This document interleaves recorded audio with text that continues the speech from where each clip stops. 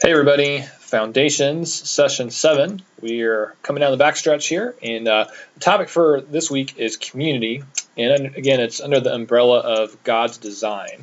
And how God designed something is really important when we think about how the world works. So God designed us to be in community. That's kind of the big idea.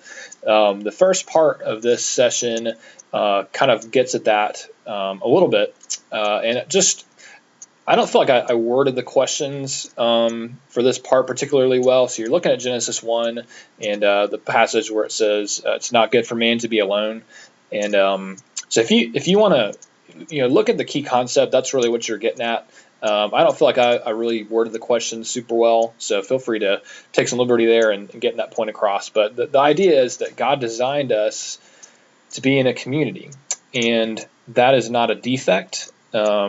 Genesis 1 happens before Genesis 3. So when God says it's not good for man to be alone, that's before the fall, before the world went wrong.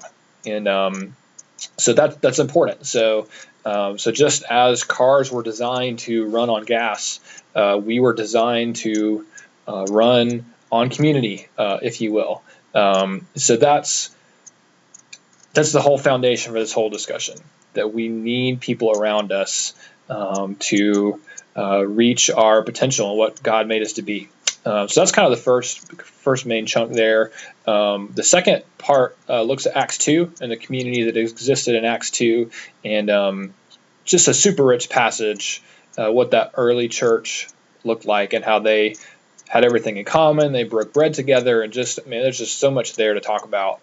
So spend some time there, and then immediately after that, there's a great quote by Matt Chandler about kind of honing that idea in of community and just the idea of transparency, which is huge. So fantastic quote by Matt Chandler. So this is all kind of culminating in the evaluation.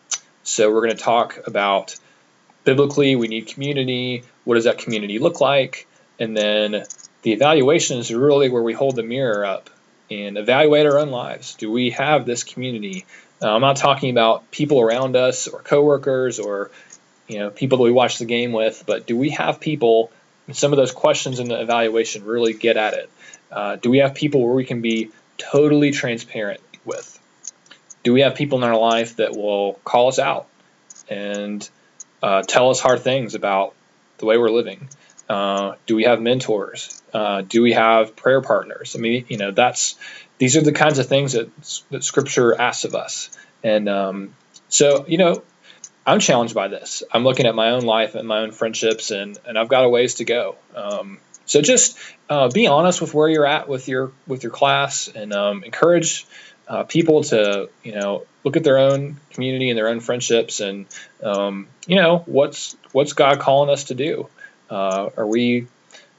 Do we feel led to form new friendships? Do we feel led to deepen existing ones? These are all questions that are good to be raised. And so we don't want people to feel guilty or feel like their friendships don't measure up.